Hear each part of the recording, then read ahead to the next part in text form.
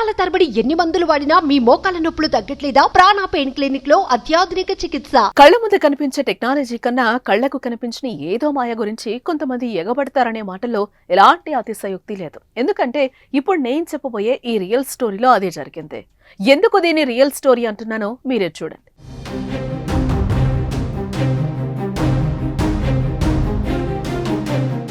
పొలంలో పీర్లున్నాయి, పూజలు చేసి బయటకు తీస్తారని ఓ బాలుడు ఏకంగా 2 గ్రామాల ప్రజల్ని నమ్మించాడు. దీంతో ఊరు వాడ ముసలి ముతుక అంతా తరలొచ్చింది.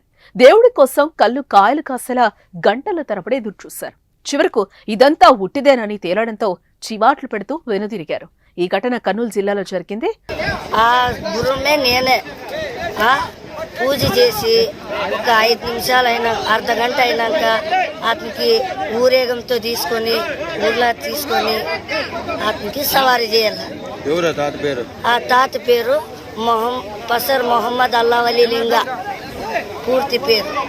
ఆలూరు మండలం కురవల్లి గ్రామానికి చెందిన ఓ బాలుడు పొలంలో పీర్లున్నాయని ఊరంతటినీ నమ్మించాడు. ఈ క్రమంలో ఆదివారం సాయంత్రం 4 గంటలకు సమీపంలోని పొలానికి సుమారు 1500 మంది తరలొచ్చారు. నిజంగానే దేవుణ్ణి చూపిస్తాడని సాయంత్రం 6:30 వరకు జనం ఎదురుచూశారు. ఆ బాలుడు అక్కడ ఇక్కడ అంటూ ప్రజలను వెంట తిప్పాడు. పొలంలో ప్రజలను చూసి ఏం జరుగుతుందోనని అటు బళ్ళారి వైపు ఇటు ఆలూరు వైపు వెళ్తున్న జనం సైతం తమ ద్విచక్ర వాహనాలను రోడ్డు పక్కకు నిలిపి మరీ అక్కడికొచ్చారు. పోలీసులు సైతం జనాలను అదుపు చేసేందుకు అక్కడికి చేరుకున్నారు. నేను కొండలో దేవుని చూపిస్తానని మోసుకొని పోయినాడు. పైకి మోసుకొని పోయి అక్కడ తవ్విపించినాడు. తవ్విపిస్తే రాయికి ఒక జాకెట్ పీస్, కొత్తవి 2 జాకెట్ పీసులు చుట్టేసి తీసినాడు బయటికి.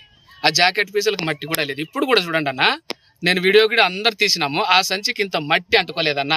పాతి పెడితే 200 సంవత్సరాలు భూమిలో ఉంటే ఆ సంచికి ఇంత మట్టి అంటుకోదా? కుల్లిపోదా? రంధ్రం పడదా? పోనీ ఆ ఇనుపు ముక్కకేం తుప్పు పట్టదా? ఎంత మందిని పోలీసుని చేసినాడు ఆ పిల్లోడు. ఈ రోజు చూడండి. ఎంతో ఉత్కంఠగా ఎదురుచూస్తున్న ప్రజలకు తనతో పాటు ఉన్న మరో వ్యక్తి దగ్గర ఉన్న సంచిని ఓ ముళ్లకంపలో ఉంచారు. తీరా చివరికి ఆ బాలుడు సంచిని తీసి అందులో ఉన్న పీర్లను చూపించాడు. ఇదంతా ఉత్తిదేనని ప్రజలు తిట్టుకుంటూ వెళ్లిపోయారు.